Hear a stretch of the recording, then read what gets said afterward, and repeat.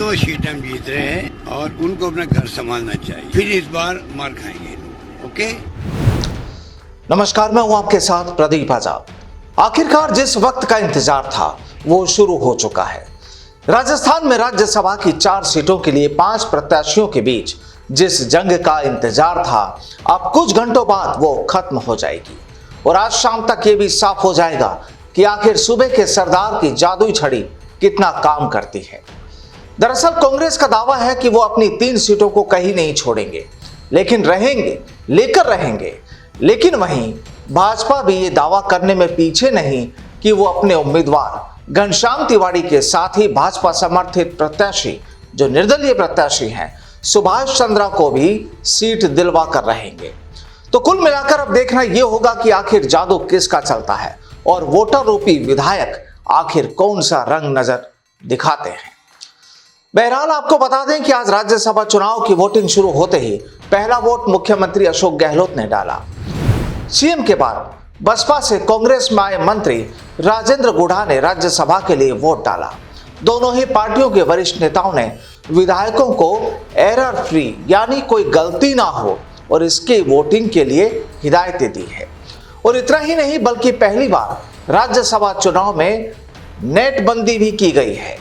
9 बजे से वोटिंग शुरू हो चुकी है, 4 बजे तक वोटिंग होगी और कांग्रेस बीजेपी विधायक बाड़े बंदी से निकलकर लग्जरी बसों में अब कुछ समय पहले विधानसभा पहुंचे। आपको बता दें कि राज्यसभा की पूरी वोटिंग और काउंटिंग के वक्त सीएम अशोक गहलोत मौजूद रहेंगे। सीएम अशोक गहलोत खुद पोलिंग एजेंट बने हैं, इसलिए हर कांग्रेस विधायक वोट देने के बाद सीएम को बैलेट दिखाएंगे। कांग्रेस के 108 विधायक गहलोत को वोट दिखाएंगे। कांग्रेस प्रदेशाध्यक्ष गोविंद सिंह डोटासरा सीएम गहलोत के रिलीविंग पोलिंग एजेंट बने हैं और ऐसे में ये दोनों नेता ही वोट देख रहे हैं। और इस पूरे मामले में रोचक बात ये कि बसपा से कांग्रेस में आए 6 विधायकों ने राज्यसभा चुनाव में वोटिंग कर दी है। सीएम के बाद इन्हीं 6 विधायकों ने वोट डाले। कांग्रेस ने एक रणनीति के तहत ऐसा किया है। बसपा मूल के 6 विधायकों को वोटिंग से रोकने की सुप्रीम कोर्ट में सुनवाई होती, इससे पहले ही इन विधायकों ने वोट डाल दिए। मुख्यमंत्री अशोक गहलोत ने राज्यसभा चुनाव की वोटिंग शुरू होते ही बीजेपी को चुनौती दी है। गहलोत ने कहा कि फिर कहूंगा, हम आराम से 3 सीटें जीत रहे हैं, उनको अपना घर संभालना चाहिए क्योंकि भगदड़ मची हुई वहीं पर है। इन्होंने जिस प्रकार से दूसरा उम्मीदवार खड़ा किया उसको उनकी पार्टी के विधायकों ने ही लाइक नहीं किया। अनावश्यक हॉर्स ट्रेडिंग से दूसरा उम्मीदवार जीतने की या जिताने की क्या तुक थी। पूरे प्रदेश में इसका रिएक्शन है। अनावश्यक चुनाव करवा दिए, वरना 4 सीटें 3 हमारी 1 बीजेपी की आराम से जीतती। ऐसे एक्ट को कोई लाइक नहीं करता। पहले भी इन्होंने ऐसे ही किया था पिछले चुनाव में और वहां भी मात खानी पड़ी इन लोगों को। अब फिर इस बार ये लोग मात खाएंगे।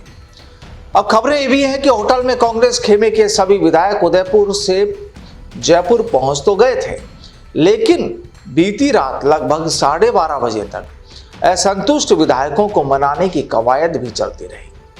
दरअसल राज्यसभा चुनाव में कांग्रेस बीजेपी को क्रॉस वोटिंग का डर सता रहा है।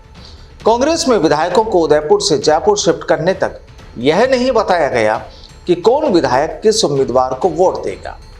रात तक कई मंत्री और विधायक यह पूछते रहे कि वोट किसे देना है। कांग्रेस ने रणनीति के तहत आखिरी वक्त में विधायकों को पहली प्रायोरिटी वाले उम्मीदवार के बारे में बताया। बहरहाल शाम तक इंतजार कीजिए, क्योंकि सभी की नजरें इस राज्यसभा चुनाव के नतीजों पर टिकी है। और अहम बात तो ये कि यहां सूबे के मुखिया की सीआर भी लिखी जानी है। शाम तक जो भी अपडेट होगा वो हम आप तक पहुंचाएंगे और आज शाम 6:30 बजे आज इसी मुद्दे पर लाइव चर्चा में शामिल होइए और उसके बाद रात 8 बजे एक विशेष पेशकश में आपको बताएंगे कि आखिर कैसा था राजस्थान का ये राज्यसभा चुनाव। नमस्कार।